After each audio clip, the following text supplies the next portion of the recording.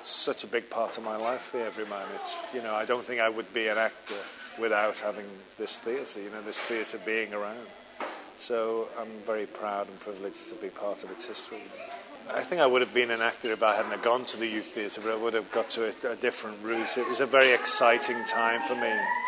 It was a great place for me to come and find my voice as a young man, and Roger Hill, who ran the youth theatre at that time, was a wonderful guy, and still is. But myself, Ian Hart, Kathy Tyson, Vic Maguire, Mark McGann, we all came from the youth theatre, and he was a wonderful man, Roger. So it was a great time for us.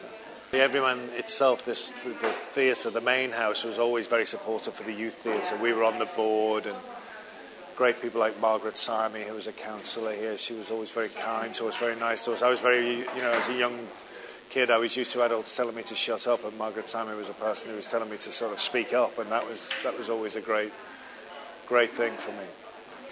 It's one of the great roles of all time. It's something I've always wanted to do, and doing it here in this theatre was a perfect fit, really. So I'm nervous, but also excited about it. It's quite an odd time to be talking about it before we start rehearsal, but I think it's such a great role, and I think it's a great relevant play for now. I mean, that idea of the corruption of power, I think is very relevant to us when we look at the pages of our papers. I'm not sure where it's going to be set, really. I think that those decisions about how the production will be done, I think, will come in the coming weeks, really. I think it would be hard. The one thing I knew is I didn't want to, not for any sort of ego reasons, I didn't want it to be in sort of Elizabethan times, that sort of doubleted hose period. I don't think the play doesn't seem to have that muscularity to it. There's a lightness to that, a period that I don't think the play has.